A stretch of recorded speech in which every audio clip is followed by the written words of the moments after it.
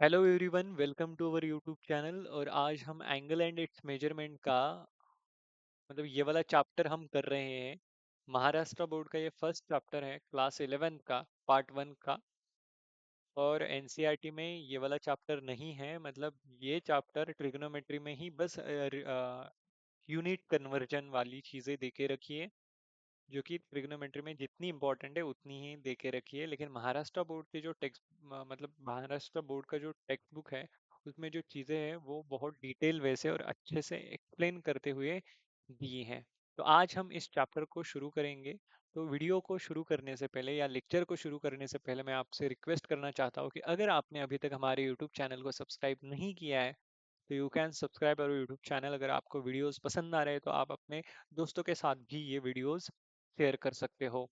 तो चैप्टर का नाम है एंगल एंड इट्स मेजरमेंट। तो पहला ही वर्ड है एंगल। सो एंगल कैसे फॉर्म होता है? एंगल फॉर्म होता है अगर आपके पास कोई भी दो रेज है या दो लाइंस है, तो उनके बीच में आपको एक एंगल दिखाई देता है। Okay, so you are getting the angle. तो if you have, let us say, अगर आपके पास दो रेज है, ये वाला एक रे और ये वाला एक रे, तो आपको एक एंगल मिल जाएगा। Let us call that angle as theta. समझ में आ रहा है? तो इस चैप्टर में हम एंगल का अलग नोशन देखेंगे। हम यहाँ पे एक नया वर्ड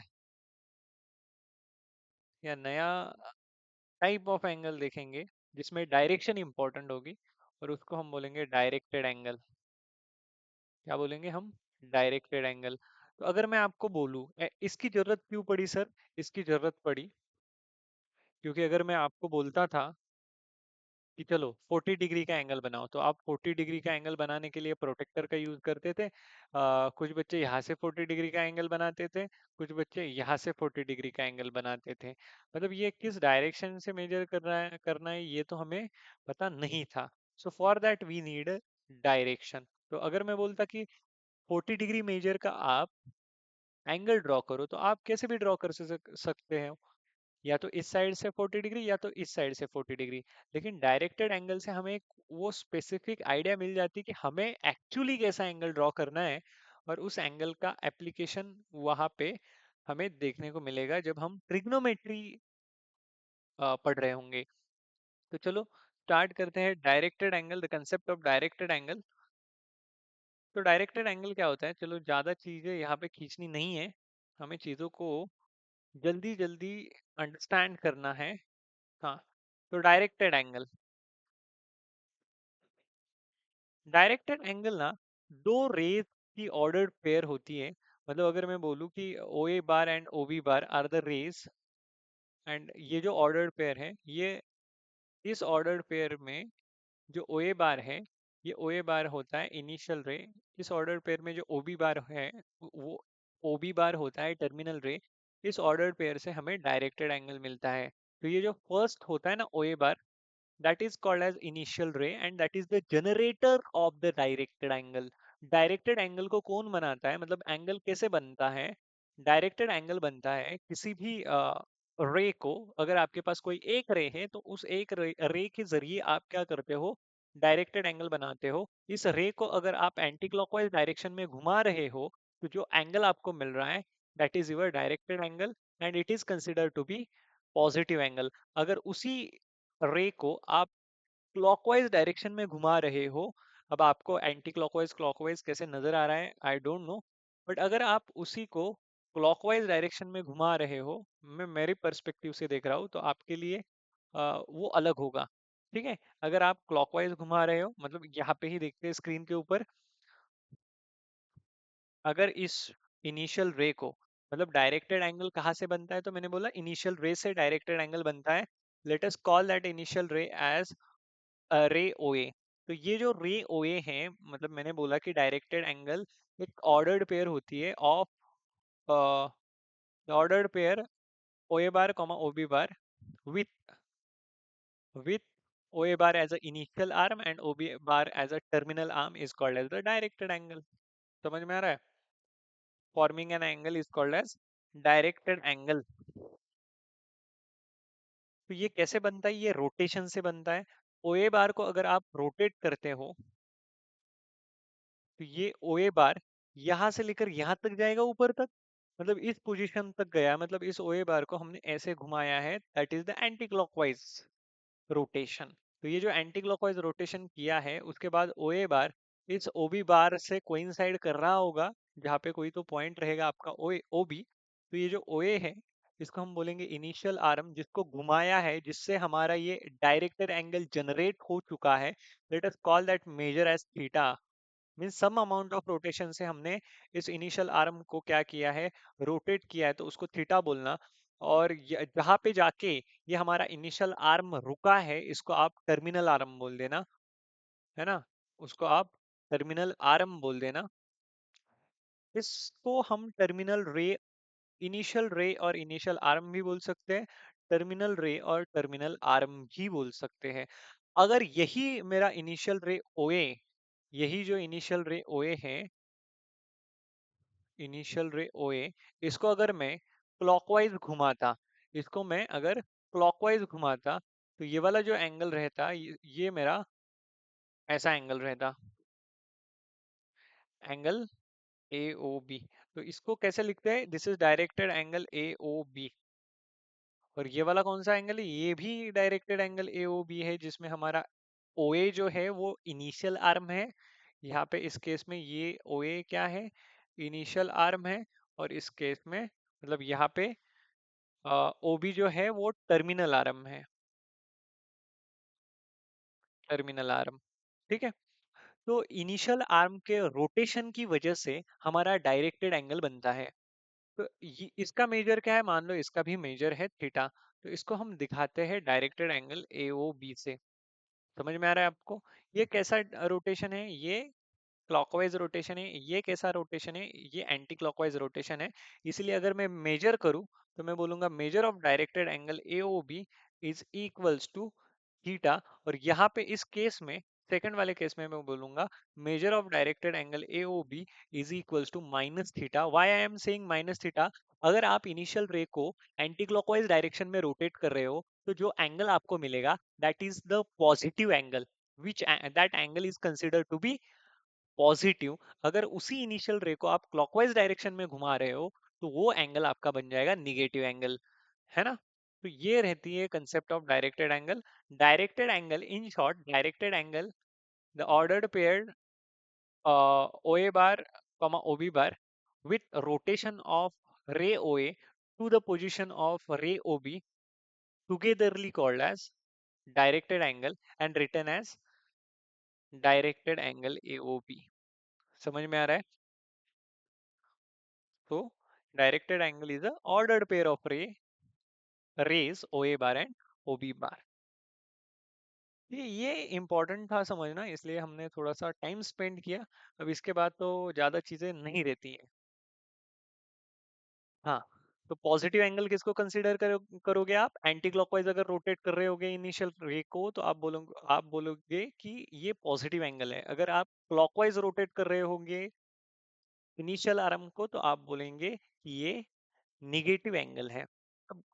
तो अब डायरेक्टेड एंगल के कंसेप्ट होने के बाद हम यहाँ पे एक और इम्पॉर्टेंट चीज देखते हैं डायरेक्टेड एंगल के बारे में ही, जो कि बहुत इंपॉर्टेंट है। कि आपको लग सकता है हाँ, किसी को ऐसा लग सकता है कि अगर मेरे पास ये इनिशियल आर्म है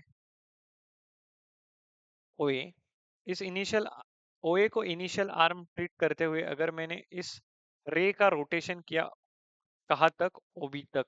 कहाँ तक किया, ओबी तक। मतलब ओए को मैंने रोटेट किया है ओबी तक। तो इसका मेजर मान लो, इसका मेजर मान लो थीटा है। समझ में आ रहा है। अब यहाँ पे मैंने क्या किया, अब मैंने इस ओबी को इनिशियल आर्म ट्रीट कर दिया, है ना। ये ओए था, उसको एंटी क्लॉकवाइज घुमाकर जो एंगल मुझे, जो डायरेक्टेड एंगल मुझे मिल रहा है, that is directed angle A O B. Measure नहीं लिखना था उसके सामने, directed angle A O B. समझ में आ रहा है। और यहाँ पे ओबी बार को मैं इनिशियल आर्म ट्रीट कर रहा हूँ, और इस ओबी बार को घुमा रहा हूँ, जिस बार को घुमा रहा हूँ, बार मतलब ये वेक्टर में क्यों जा रहा हूँ मैं, जिस रे को मैं घुमा रहा हूँ, उस रे को मैं इनिशियल रे बोलूंगा हमेशा। और जहां तक जाके, और जहां जाके वो रे रुकेगा, उसको मैं टर्मिनल रे बोलूंगा।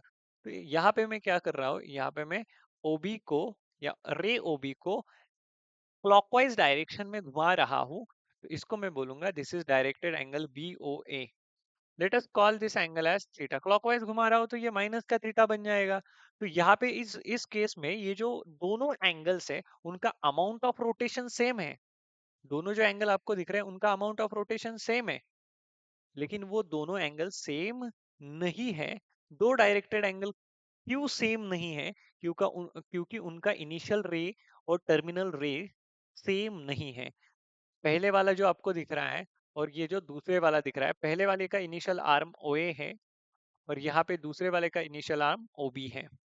ठीक है, तो initial arm and terminal arm of those two angles are not same, although they are having the same amount of rotation। उन दोनों के अमाउंट ऑफ रोटेशन सेम ही है, लेकिन फिर भी वो इक्वल नहीं है। एक निगेटिव है तो एक पॉजिटिव है। तो हम ये भी बोल सकते हैं कि measure of directed angle AOB is not equals to measure of directed angle BOA। It is not equals to measure of directed angle BOA। इनका मेजर भी इक्वल नहीं है, क्योंकि एक को हमने क्लॉकवाइज घुमाया है, एक को हमने एंटी क्लॉकवाइज घुमाया है। ठीक है,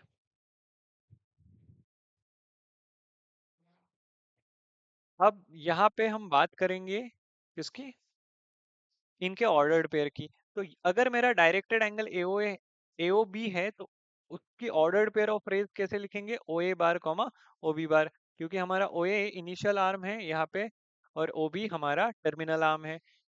डायरेक्टेड एंगल BOA को कैसे लिखेंगे, OB बार कॉमा OA बार, OB बार कॉमा OA बार, क्योंकि इस केस में हमारा डायरेक्टेड एंगल OB बार है, मतलब OB है, और हमारा जो टर्मिनल आर्म है वो OA है।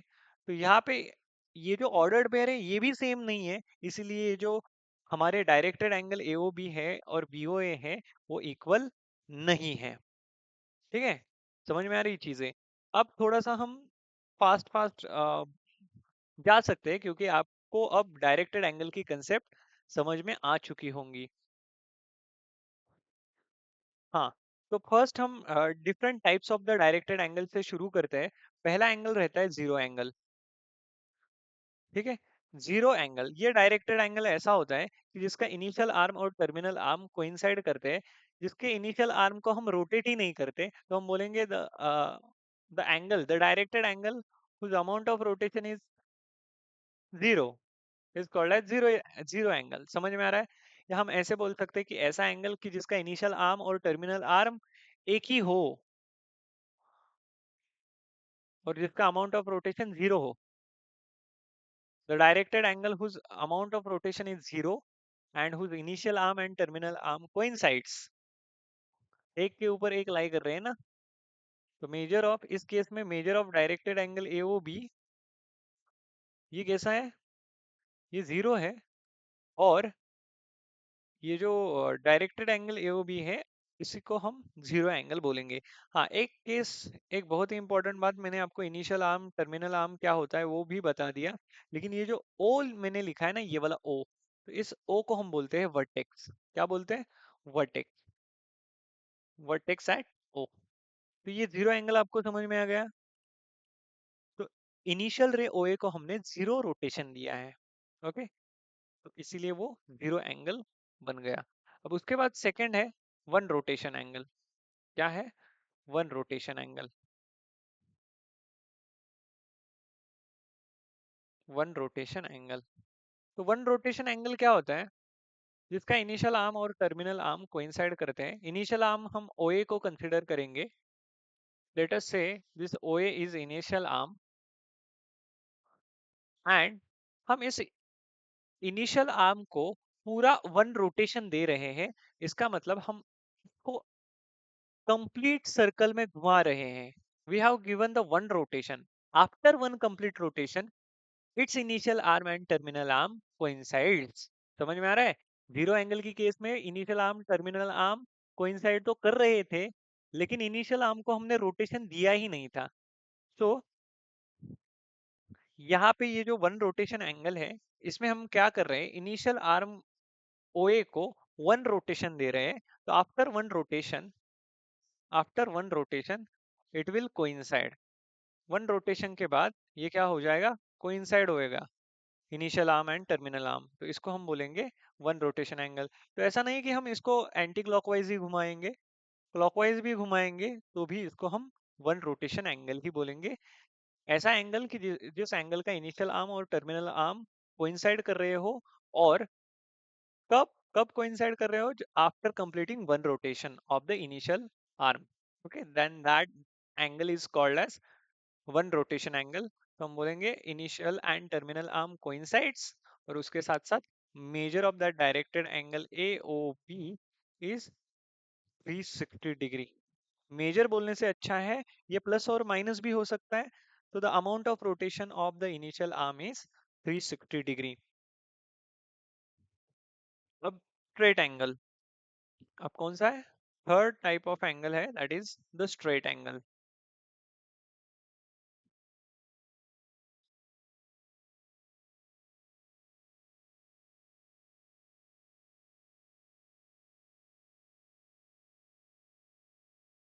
स्ट्रेट एंगल,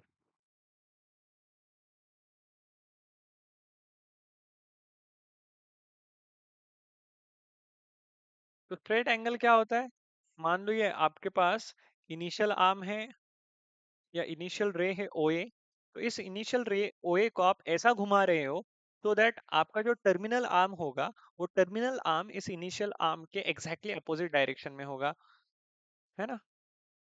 तो ये होगा आपका OB, रे OB। तो ये जो एंगल आपको मिला है दैट इज स्ट्रेट एंगल। तो इस केस में ये जो डायरेक्टेड एंगल AOB है, ये कौन सा एंगल है, ये है स्ट्रेट एंगल। स्ट्रेट एंगल मतलब ये आप एंटी क्लॉकवाइज भी घुमा सकते हो इनिशियल आर्म OA को, या आप क्लॉकवाइज भी घुमा सकते हो, it is up to you. ऐसा नहीं कि एंटी क्लॉकवाइज घुमाया तो ही ये स्ट्रेट एंगल बन जाएगा, ऐसा जरूरी नहीं है। तो major of that directed angle AOB can be plus minus 180 degree. 180 degree होता है ना स्ट्रेट एंगल, स्ट्रेट एंगल का जो मेजर होता है वो 180 डिग्री होता है। और यहाँ पे भी मुझे प्लस माइनस बोलना चाहिए था, क्योंकि ये जो डायरेक्टेड एंगल होता है वो या तो पॉजिटिव भी हो सकता है या तो वो निगेटिव भी हो सकता है। ठीक है, तो स्ट्रेट एंगल के बाद नेक्स्ट एंगल है, next type of angle is right angle.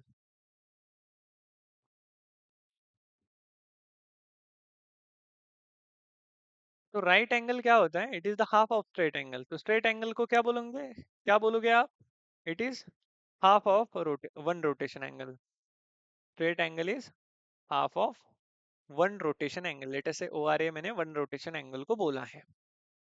ठीक है, अब राइट एंगल क्या होता है, it is a half of straight angle. Straight angle का आधा होता है राइट एंगल। मतलब क्या, मतलब मान लो कि आपके पास कोई इनिशियल आर्म है, इस इनिशियल आर्म OA को, late us call that initial arm और इनिशियल रे OA, आपने 90 डिग्री घुमाया। आप ऐसे भी घुमा सकते हो या तो आप ऐसे भी घुमा सकते हो 90 डिग्री, है ना। तो ये जो आपने घुमाया है 90 डिग्री में OB तक, और ये जो आपने क्लॉकवाइज घुमाया है OB डैश तक, they both are the right angle. So measure of directed angle AOB is 90 degree here, and measure of directed angle AOB dash is minus 90 degree. तो ऐसा कोई भी एंगल जिसका मेजर प्लस और minus 90 degree हो, तो उसको हम क्या कहेंगे, राइट एंगल बोलेंगे। Right angle is a half of half of straight angle, half of straight angle,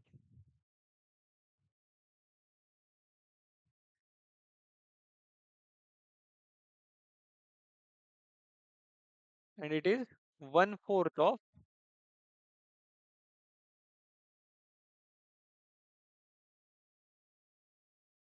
one rotation angle. ठीक है, तो राइट एंगल के बाद जो नेक्स्ट टाइप ऑफ एंगल है, मतलब वो जो कंसेप्ट है, that is the angle in a standard position. कौन सी कंसेप्ट है, the concept of angle in a standard position. Angle in a standard position. उसके लिए आपको कार्टेशियन कोऑर्डिनेट सिस्टम पता होनी चाहिए। कार्टेशियन कोऑर्डिनेट सिस्टम में क्या होते हैं, दो एक्सेस होते हैं, एक होता है वर्टिकल एक्सिस, एक होता है horizontal axis. Horizontal axis and vertical axis. Horizontal axis को हम एक्स एक्सिस बोलते हैं, वर्टिकल एक्सिस को हम वाई एक्सिस बोलते हैं। और ये जो पॉइंट ऑफ इंटरसेक्शन रहता है उनका, उसको हम ओरिजिन बोलते हैं। ये एक्स डैश और ये Y dash, negative X axis and negative Y axis. तो अगर मेरे पास कोई भी ऐसा एंगल है जिसका इनिशियल आर्म एक्स एक्सिस के ऊपर लाई कर रहा है, या एक्स एक्सिस है ना, ऐसा कोई भी एंगल कार्टेशियन कोऑर्डिनेट सिस्टम में, ऐसा कोई भी एंगल जिसका इनिशियल आर्म एक्स एक्सिस हो या एक्स एक्सिस के ऊपर लाई करना हो, लेकिन कौन सा x axis? Positive x axis. ऐसा कोई भी angle in a cartesian coordinate system, any angle whose initial arm is x-axis or it is lying on x-axis, but it is a positive x-axis and terminal arm can be anywhere, then that angle is said to be in a standard position. तो कोई angle standard position में कब रहेगा? जब उसका initial arm x axis होगा या x axis पे लाई करता होगा। मान लो ये ओए ये जो रे है वो एक्स एक्सिस पे लाई कर रहा है, और मेरे पास दूसरा कोई भी रे है, मान लो ये पी। तो ये जो AOP आपको डायरेक्टेड एंगल दिख रहा है, ये अभी स्टैंडर्ड पोजीशन में है। तो we can say this directed angle AOP is in standard position. अब ये वाला जो आपको एंगल दिख रहा है,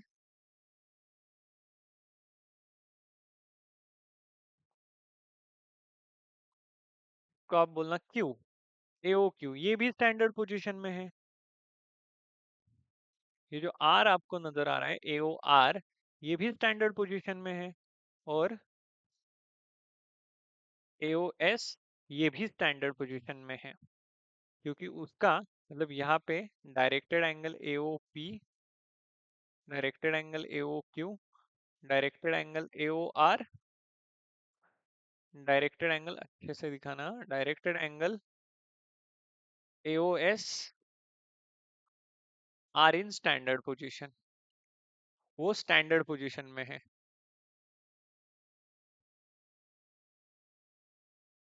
वो स्टैंडर्ड पोजीशन में है।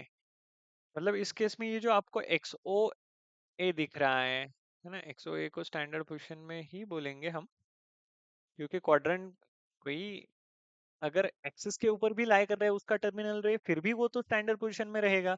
मैंने क्या बोला, सिर्फ कंडीशन ये है कि कोई भी एंगल आपके पास है जो कि कार्टेशियन कोऑर्डिनेट सिस्टम में है, अगर उसका इनिशियल रे पॉजिटिव एक्स एक्सिस के अलोंग लाई कर रहा है, या पॉजिटिव एक्स एक्सिस के उसका इनिशियल आर्म है या इनिशियल रे है, तो उस एंगल को हम बोलेंगे कि that angle is in a standard position.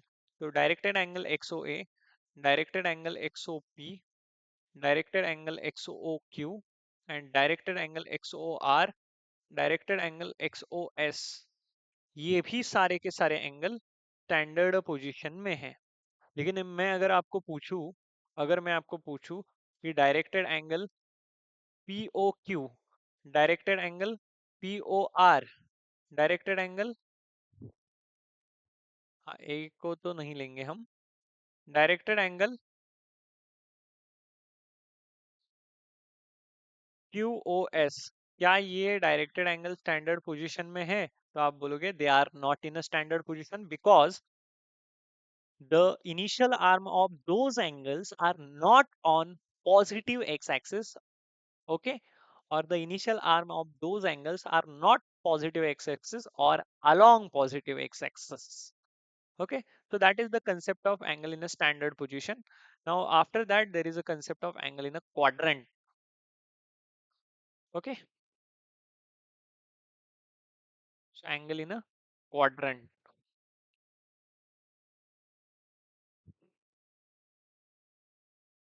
angle in a quadrant,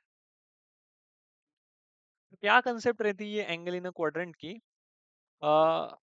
अगर आपके पास कोई भी angle for a given angle in a standard position, for a given angle, ये लिखने में बहुत टाइम जाता है, for a given angle in a standard position,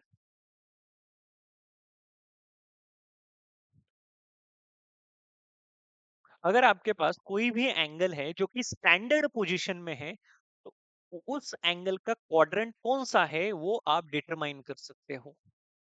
क्या बोला मैंने? अगर आपके पास कोई भी एंगल है जो कि स्टैंडर्ड पोजीशन में है, तो आप उस एंगल का क्वाड्रेंट डिटरमाइन कर सकते हो। कैसे? Just by looking to the terminal ray. जिस क्वाड्रेंट में अगर आपके पास एंगल इन स्टैंडर्ड पोजीशन है, तो उस स्टैंडर्ड पोजीशन में जो एंगल है उसका टर्मिनल रे जिस क्वाड्रेंट में लाई कर रहा है, वही उस एंगल का क्वाड्रेंट है। For example, for example directed angle XOP आप देखो, यहाँ पे इस फिगर में देखो। अरे बाप रे।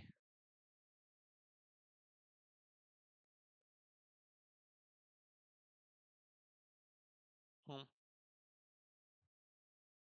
एक्सओपी किस क्वाड्रेंट में है? आपको क्वाड्रेंट समझ में आते हैं ना? In a cartesian coordinate system this is first quadrant, second, third and fourth.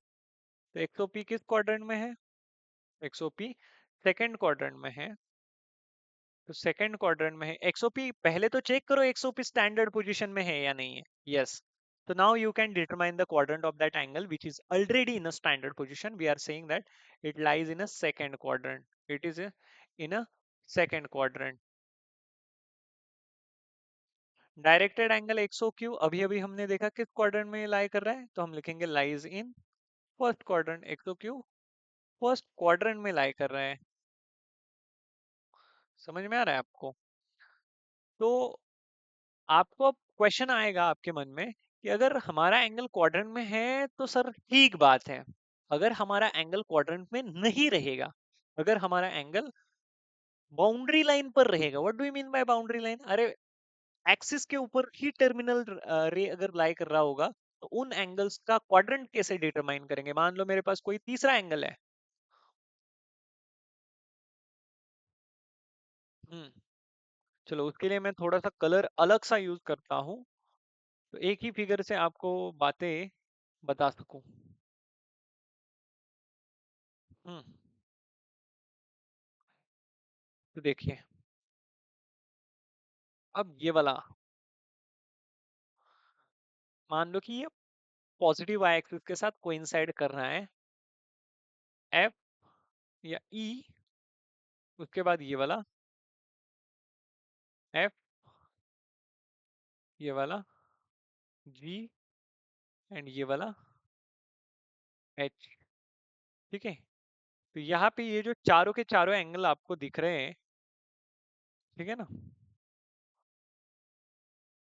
Directed angle AO E, directed angle AO F, directed angle AO ji, directed angle AO H. ये जो डायरेक्टेड एंगल्स आपको दिख रहे हैं ना, ये directed angles किस quadrant में लाई कर रहे हैं मुझे बताओ? नहीं बता सकते, क्योंकि वो बाउंड्री लाइन पर है। तो इन एंगल्स को हम बोलते हैं क्वाड्रेंटल एंगल्स। क्या बोलते हैं हम? इन एंगल्स को हम बोलते हैं क्वाड्रेंटल एंगल्स। Quadrantal angles. हाँ, तो क्वाड्रेंटल एंगल्स की डेफिनेशन आप क्या बताओगे, बोलो? क्वाड्रेंटल एंगल्स की डेफिनेशन, ऐसे एंगल्स की जो स्टैंडर्ड पोजीशन में है, लेकिन उनका टर्मिनल आर्म पॉजिटिव एक्स, मतलब उनका टर्मिनल आर्म जो है वो एक्स एक्सिस और वाई एक्सिस के ऊपर लाई कर रहा है। ओके? तो उनको हम क्या बोलेंगे? Quadrantal angle. Quadrantal angles. ऐसे angles, whose the angles which are in a standard position, whose terminal arm lies on the x-axis or the y-axis, or you can say whose terminal arm lies on the Cartesian coordinate, Cartesian axis, है ना? ऐसा angle कि जिसका terminal arm Cartesian axis पर लाई कर रहा है, उसके अलोंग लाई कर रहा है, तो हम बोलेंगे they are said to be quadrantal angles. Okay? तो क्वाड्रेंटल एंगल्स के बाद नेक्स्ट कंसेप्ट होती है कोटर्मिनल एंगल्स की। तो ये भी बहुत इंटरेस्टिंग कंसेप्ट है और बहुत यूज होती है ट्रिग्नोमेट्री में। तो कोटर्मिनल एंगल्स,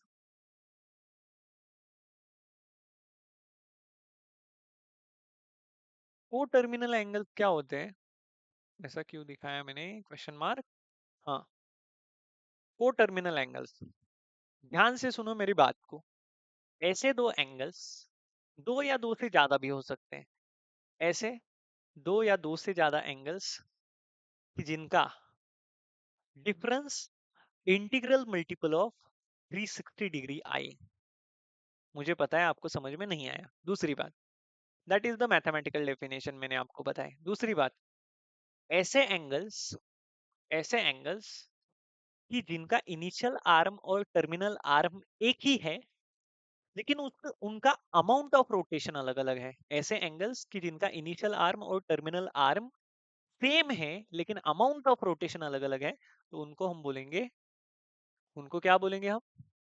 को टर्मिनल एंगल्स। फॉर एग्जाम्पल, ये वर्टेक्स है ओ, दिस इज रे ओ ए, इसको मैंने यहां से लेकर यहां तक घुमाया, मतलब ओ ए मेरा इनिशियल आर्म था, इसको मैंने यहां से लेकर यहां तक घुमाया, तो ये ओ बी बन गया। अब इसी ओ ए को मैं ऐसे भी घुमा सकता हूँ, एंटी क्लॉकवाइज, ये क्लॉकवाइज डायरेक्शन में। समझ में आ रहा है आपको? इसी को मैं ऐसे भी घुमा सकता हूँ। समझ में आ रहा है? इसी को, इसी ए को, मतलब ये जो आपका इनिशियल रे ओ ए दिख रहा है, इसी को ऐसे दो तीन बार घुमाकर या हजार बार घुमाकर फिर से इस बी पर लाकर छोड़ सकता हूँ। समझ में आ रहा है आपको?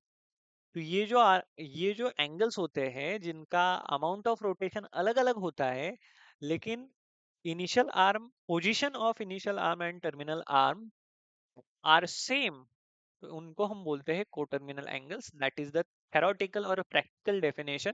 And what is the mathematical significance? The difference between, the difference between measures of directed angle, the difference of measures of directed angles is integral multiple of, integral multiple of 360 degree, 360 degrees if they are coterminal, if they are coterminal angles। अगर आपके पास कोई भी दो angles हैं, अगर वो coterminal है या नहीं है, उसको अगर चेक करना है ना आपको, तो आप उन दो एंगल्स का, है ना, डिफरेंस लोगे। मतलब आपको अब ये डिफरेंस लेना है, इसलिए पॉजिटिव, दोनों को पॉजिटिव नहीं बनाना है। जैसा भी एंगल है या जैसे भी एंगल्स है, उनका डिफरेंस ले लो। कैसे ले लो? छोटे से बड़ा या बड़े से छोटा, आपको जैसा लगता है वैसे डिफरेंस लो। अगर वो इंटेग्रल मल्टीपल ऑफ 360 डिग्री आ रहा है, इंटेग्रल मल्टीपल ऑफ 360 डिग्री मतलब n into 360 degree, when or where n belongs to integer, that is called as integral multiple of 360 degree।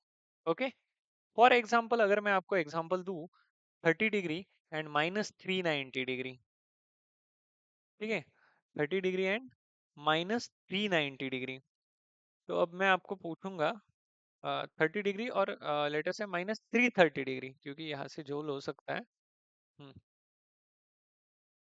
Minus का 330 डिग्री, क्या ये दोनों कोटर्मिनल एंगल्स हैं? उसको अगर चेक करना है तो आपको फिगर ड्रॉ करने की जरूरत नहीं है। आप क्या करोगे? उनका डिफरेंस लोगे। क्या करोगे आप? उनका डिफरेंस लोगे। डिफरेंस कैसे लेना है? कैसे भी ले लो। मेरे को लगा कि माइनस 330 को पहले लेना है, उसके बाद 30 डिग्री को लेना है, तो मैंने उनका डिफरेंस लिया, तो ये आ गया मेरा आंसर माइनस ऑफ 360 डिग्री। क्या इसको मैं -1 इंटू 360 डिग्री लिख सकता हूँ? हाँ, बिल्कुल लिख सकता हूँ। तो ये जो -1 है ना, वो हमारा इंटीजर है क्या? यस, -1 इंटीजर है। तो ये जो डिफरेंस ऑफ टू एंगल्स आपको दिखाई दे रहा है, एक एंगल ये वाला है, दूसरा एंगल ये वाला है, तो difference of these two angles is an integral multiple of 360 degree, hence we can say they are coterminal angles। okay, they are coterminal angles। तो अब इस फिगर को मैं थोड़ा सा आपके लिए बड़ा करता हूँ। मतलब मेरे को समझाना है अच्छे से, कंसेप्ट ऑफ कोटर्मिनल एंगल बहुत इंपॉर्टेंट कंसेप्ट होती है। हाँ, तो ये एक रे है, ये दूसरा रे है। तो मैंने क्या बोला, मैंने बोला कि आपको पहले तो नाम दे दीजिए। आपके पास ओए इनिशियल आर्म है, ओबी टर्मिनल आर्म है। आपने क्या किया है, आपने इनिशियल आर्म को घुमाया है, ओए को घुमाया है ओबी तक। That is your directed angle A O B. ये जो directed angle A O B है, इसमें मतलब ये अगर directed angle A O B है तो इसको हम बहुत अलग अलग तरीके से बना सकते हैं। हम इसको ऐसे भी बना सकते हैं, ओए को मैंने ऐसे घुमाया तो फिर भी ये directed angle A O B बना। ऐसे घुमाया मान लो, ठीक है। उसके बाद मैं ऐसे भी घुमा सकता हूँ, एक बार घुमाया, ओहो,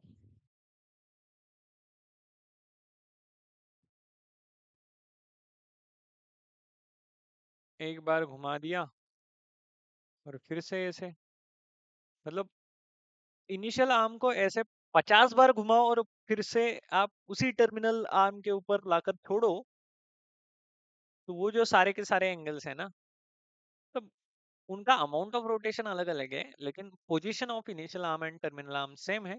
इसलिए हम बोलेंगे ये सारे के सारे एंगल्स एक दूसरे से कोटर्मिनल है, they are the coterminal angle.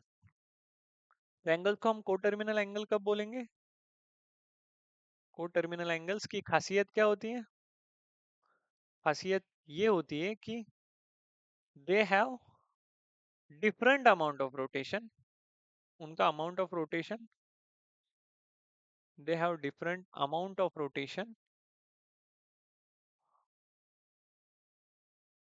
ये तो पहली बात। और दूसरी बात,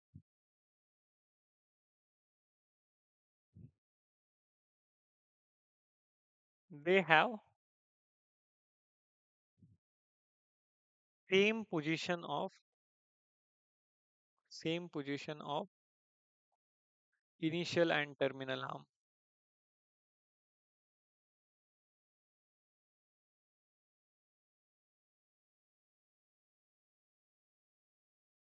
Okay, they have same position of initial and terminal arm. Okay, or we can say the initial arm and terminal arm of coterminal angles coincides. Okay, that is coincides। मतलब initial arm और terminal arm coincide एक के ऊपर एक नहीं है, मैं बोल रहा हूँ दो एंगल जो है उनके जो इनिशियल आर्म और टर्मिनल आर्म से वो एक दूसरे को क्या कर रहे हैं, एक दूसरे से कोइंसाइड कर रहे हैं। ठीक है, मतलब लाइक दिस, ये भी वही एंगल है, ये भी वही एंगल है। ठीक है, तो चीजों को अच्छे से समझो। सो that is the concept of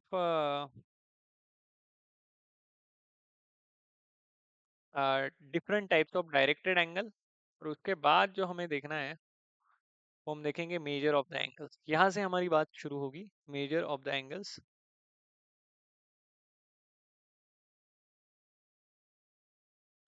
measure of the angle,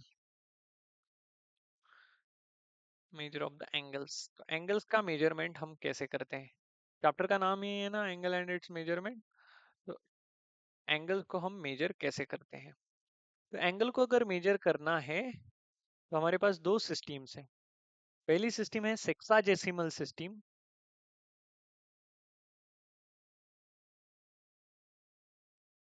और दूसरी सिस्टम है circular system. Okay, sexagesimal system में unit of measurement of a angle is degree, so it is a degree measurement. And in a circular system the unit of measurement of a angle of an angle is a radian. So in this we measure the angle in radian. So what do you mean by degree, you know one rotation angle, you know one rotation angle. So now we are looking the sexagesimal system. In a sexagesimal system the unit of measurement of a angle is a degree. Sexagesimal system में आपका जो unit of measurement of angle होता है वो degree होता है। Okay, unit कौन सा होता है एंगल को मेजर करने का? डिग्री होता है। हाँ, मेजर ऑफ एंगल का मीनिंग क्या होता है? Measure of angle any amount of rotation by which initial arm is rotated to the position of terminal arm. Terminal arm, समझ में आ रहा है? तो सेक्साडेसिमल सिस्टम में unit of measurement of angle degree होता है। तो डिग्री जनरली क्या होता है, आपके पास अगर वन रोटेशन एंगल है ओ आर ए, शॉर्ट में मैं लिख रहा हूँ, आपको एग्जाम में ऐसा नहीं लिखना है ओ आर ए, है ना, या कहीं पे भी आपको ओ आर ए बोलकर इसको एब्रिवेट नहीं करना है वन रोटेशन एंगल को। तो वन रोटेशन एंगल जो होता है उसके हम 360 पार्ट करते हैं। कितने पार्ट करते हैं? 360 इक्वल पार्ट्स,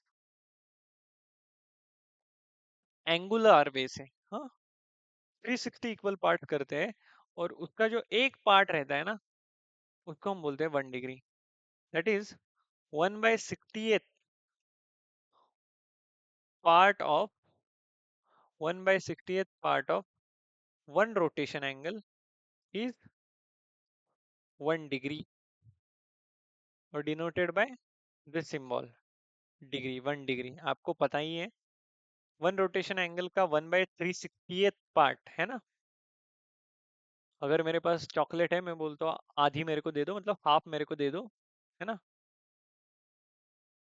अगर मेरे पास चॉकलेट है और आप मेरे को बोलते हो कि आधी मुझे दे दो, तो मैं क्या करूंगा? आधी दे दो मतलब क्या है? 1/2। 1/2 part of that chocolate should be divided. तो हम कितने पार्ट्स ले रहे हैं? हम 360 पार्ट बना रहे हैं, या 360 इक्वल पार्ट्स बना रहे हैं उस वन रोटेशन एंगल के, और हर एक पार्ट अपना 1 डिग्री के बराबर है। तो हम बोलेंगे उन 360 डिग्री, उस 360 पार्ट में से एक पार्ट यानी 1 डिग्री। तो वही बोला, 1/60th part of one rotation angle is 1 degree. अब आगे जाकर हमने सोचा, सोचा मतलब हमें जरूरत पड़ी, हमने कहा कि ये जो आपका डिग्री मेजर है ना, 1 डिग्री, आपको लग रहा है कि 1 डिग्री बहुत बड़ा है प्रोटेक्टर के ऊपर, या आपको लग रहा है 1 डिग्री बहुत छोटा है प्रोटेक्टर के ऊपर, लेकिन ऐसा नहीं है। 1 डिग्री से भी छोटे एंगल की हमें जरूरत पड़ने लगी। तो हमने एक नया यूनिट, मतलब नया unit in the sense sexagesimal system में ही हमने क्या किया, इस 1 डिग्री को और कम किया। मतलब हमने इस 1 डिग्री के किए 60 पार्ट्स। क्या किए हमने? 60 पार्ट्स किए। इस 1 डिग्री के हमने 60 पार्ट्स किए, और उसमें से हर एक पार्ट, उसमें से हर एक पार्ट को हमने बोला 1 मिनट। क्या बोला हमने? 1 minute, and that is denoted by 1 minute. तो हम बोलेंगे 1/60th part of 1/60th part of 1 degree is equals to 1 minute. Okay, समझ में आ रहा है? और थर्ड बात, देखो चीजें समझ में आएगी, बस पॉजिटिव रहो। थर्ड बात क्या है? अब 1 मिनट भी मेरे को बहुत छोटा एंगल लगने लगा, मतलब बहुत कम छोटा एंगल लगने लगा। मतलब उससे भी छोटे एंगल की हमें जरूरत पड़नी स्टार्ट कर दी। मतलब हमने जब वर्नियर स्केल वगैरह आपने पढ़ा होगा फिजिक्स में, हमने जब अप्रोक्सीमेशन को मोर प्रिसाइज करने की स्टार्ट की कर दी, तब उस केस में हमने ये मतलब हमने ये ऑब्जर्व किया कि यहाँ पे हमें बहुत ही एक्यूरेसी से अगर काम करना है, तो इस मिनट से भी छोटा एक एंगल को मेजरमेंट करने वाला यूनिट होना चाहिए। तो उसके लिए हमने क्या किया? उसके लिए हमने एक तीसरा यूनिट बना दिया। मतलब ये जो 1 डिग्री है, या 1 मिनट जो आपका एंगल है, 1 minute is what? It is angle. तो इस 1 मिनट एंगल के हमने क्या किए हैं? फिर से अगेन 60 पार्ट किए हैं, और हर एक पार्ट, इस 1 मिनट के हमने फिर से 60 पार्ट्स किए, और हर एक पार्ट 1 सेकेंड के बराबर होता है। किसके बराबर होता है? हर एक पार्ट 1 सेकेंड के बराबर होगा। तो मैं यहाँ पे बोलूंगा कि 1/60th part of 1 minute is equal to 1 second. 1 second is denoted by this fashion. तो यहाँ से हम दो नोट्स ले सकते हैं कि 1 डिग्री जो होता है वो 60 मिनट्स के बराबर रहता है, क्योंकि हम 1 डिग्री के 60 पार्ट करते हैं। और 1 मिनट जो होता है वो 60 सेकेंड्स के बराबर होता है, क्योंकि हम 1 मिनट के भी आगे जाकर 60 पार्ट करते हैं, और एक पार्ट 1 सेकंड कहलाता है। 1 डिग्री के 60 पार्ट करने के बाद 1 डिग्री जो एंगल है, देखो सीन कैसा होता है, सीन ऐसा होता है, ये हमारा 1 रोटेशन एंगल है, सही है ना। ये हमारा 1 रोटेशन एंगल है, एक रोटेशन मान लो कंप्लीट कर दी, तो उस 1 रोटेशन एंगल का जो एक पार्ट है, इसके हमने कितने पार्ट किए, 360 पार्ट किए। कितने पार्ट किए, 360 पार्ट। और उसमें से ये जो एक पार्ट है ना, ये है आपका 1 डिग्री। क्या है आपका, 1 डिग्री है। अब इसी 1 डिग्री के फिर से हम क्या करते हैं, 60 पार्ट करते हैं। ये जो आपको 1 डिग्री छोटा दिख रहा है, उसको मैंने थोड़ा बड़ा कर दिया। तो ये जो आपका 1 डिग्री वाला एंगल है ना, 1 डिग्री वाला एंगल, तो इसके हम फिर से कितने पार्ट कर देंगे, इसके हम फिर से 60 पार्ट कर देंगे। यहाँ पे कितने किए थे, 360 पार्ट किए थे, किसके, 1 रोटेशन एंगल के। और यहाँ पे हम 1 डिग्री के कितने पार्ट करेंगे, 60 पार्ट करेंगे। 60 पार्ट, 1 डिग्री के 60 पार्ट करेंगे। और हर एक पार्ट क्या कहलाएगा, 1 मिनट कहलाएगा। क्या कहलाएगा, 1 मिनट। अब वही किया मिनट के साथ, अब 1 मिनट भी बहुत बड़ा लगने लगा, तो उसके लिए हमें एक और उससे छोटा वाला एंगल मेजरमेंट का यूनिट निकालना पड़ा, जिसको हमने बोला सेकेंड। तो मैंने क्या किया, इसी 1 मिनट को यहाँ पे बस elaborated elaborated in the sense zoom करके यहाँ पे दिखाया है, मान सकते हो आप, या मैग्नीफाई किया है यहाँ पे चीजों को। तो ये जो वन वन मिनट वाला एंगल है, 1 डिग्री, यानी 1 डिग्री के हम कितने पार्ट करते हैं, 60 पार्ट। हर एक पार्ट 1 मिनट रहता है, तो हम बोल सकते हैं ना 1 degree is equal to 60 minutes. Okay, तो यहाँ पे वन 1 मिनट के अगेन आप 60 पार्ट करते हो। कितने पार्ट करते हो, 1 मिनट के भी आप 60 पार्ट करते हो। 60 पार्ट ऑफ 1 मिनट, यहाँ पे क्या किया था, 60 पार्ट ऑफ 1 डिग्री। तो 60 पार्ट्स ऑफ 1 मिनट करने के बाद आपको एक पार्ट जो मिलेगा, आप उसको बोलेंगे 1 सेकेंड। क्या बोलेंगे, 1 सेकेंड। तो this is all about the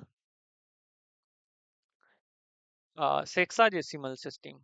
ये किसके बारे में था, सेक्साजेसिमल सिस्टम के बारे में था, जिसमें हमें दो तीन चीजें पता होनी चाहिए कि अगर हमारे पास मेजर, तो वैसे मैंने बता दिया है आपको, 1 रोटेशन एंगल का मेजर होता है 360 डिग्री। ये जो 1 रोटेशन कहाँ पे चला गया, हाँ, 1 रोटेशन एंगल का जो मेजर होता है वो 60 डिग्री रहता है ना। एंगल AOA का मेजर कितना आएगा, 60 क्यों बोल रहा हूँ, 360 डिग्री। स्ट्रेट एंगल का जो मेजर रहता है, measure of the straight angle AOB, इस केस में स्ट्रेट एंगल का जो मेजर रहेगा वो रहेगा 180 डिग्री। और राइट एंगल का मेजर जो रहेगा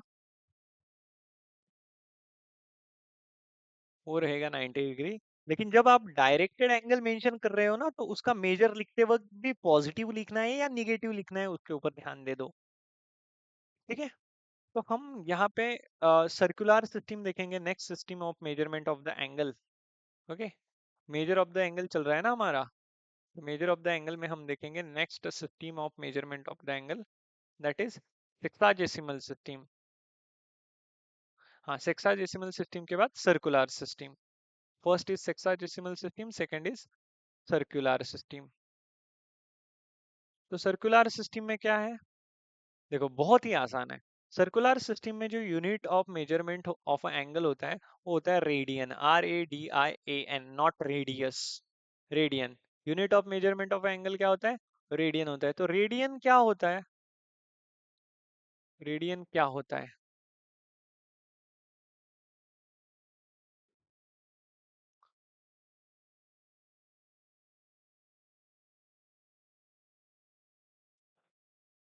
रेडियन यूनिट होता है, क्या होता है, unit of measurement of angle.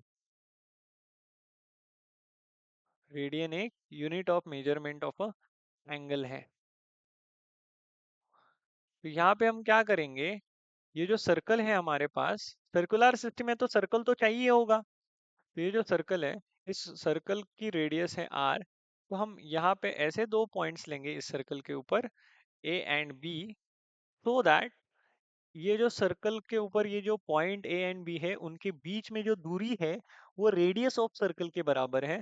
तो अगर मैं इस ए बी और ये जो सेंटर है, मतलब ए को ओरिजिन से जोड़ दूं, बी को भी ओरिजिन से जोड़ दूं, तो ये जो एंगल सबटेंड कर रहा है, मतलब ये जो आर्क ए बी है, ये जो आर्क ए बी है, ये आर्क ए बी जो कुछ भी एंगल सबटेंड कर रहा है वो एंगल है आपका 1 रेडियन। तो 1 रेडियन की डेफिनेशन क्या दोगे आप? अगर आपके पास कोई भी सर्कल है, उस सर्कल के ऊपर आपने कोई भी मतलब ऐसे दो पॉइंट्स आपने लिए, अगर आपके पास कोई भी सर्कल है, उस सर्कल के ऊपर आपने ऐसे दो पॉइंट्स ले लिए जिनका जो लेंथ है, मतलब जिनके बीच में जो दूरी है, डिस्टेंस बोल सकते हैं, लेकिन डिस्टेंस बोलना भी सही बात नहीं है।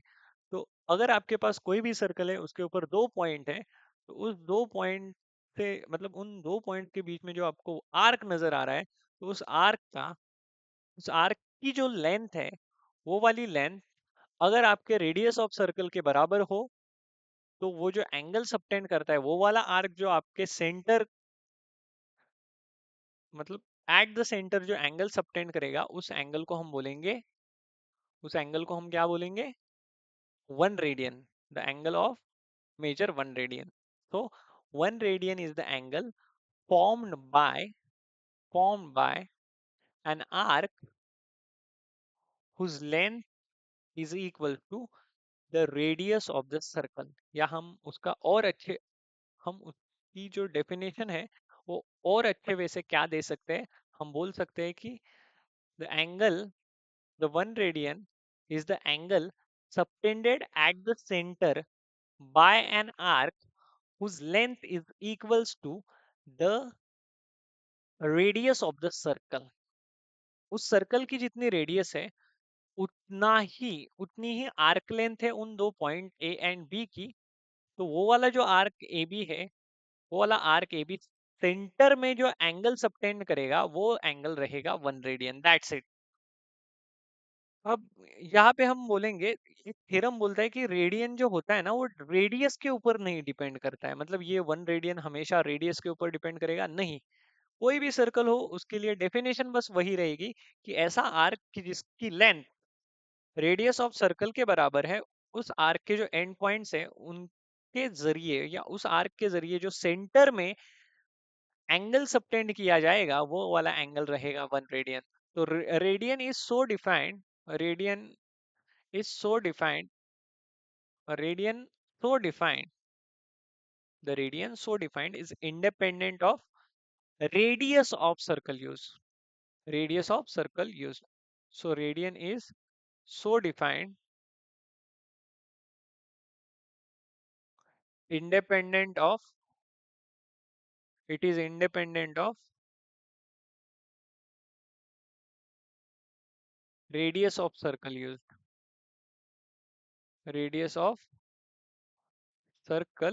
used, है ना?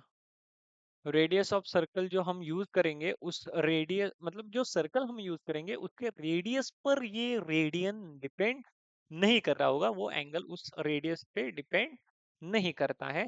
और पाई रेडियन जो रहता है ना, पाई रेडियन वो रहता है 180 डिग्री के बराबर। क्या रहता है? 180 डिग्री के बराबर। ठीक है, पाई रेडियन 180 डिग्री के बराबर रहता है। तो ये है हमारी सर्कुलर सिस्टम। तो इसका प्रूफ अगर आपको चाहिए तो प्रूफ भी इसका आसान है, इतना भी मुश्किल नहीं है। तो अगले वाले लेक्चर में हम क्या देखेंगे? हम degree to radian conversion, radian to degree conversion, और उसके साथ साथ आपका जो क्लॉक रहता है उसका minute hand and hour hand, उसके बीच में जो एंगल आएगा वो वाला एंगल, मतलब उसकी जो कंसेप्ट है वो भी हम कल देखेंगे। उसके साथ साथ कल in the sense next video में। और उसके साथ साथ हम देखेंगे कि length of the arc and area of the sector by using the angle which is in radian measure। ठीक है। मतलब उनके फॉर्मूलेज हम डिराइव करेंगे. So that is all about the today's lecture. I think I should stop. So तब तक के लिए ऑल द बेस्ट एंड जय हिंद.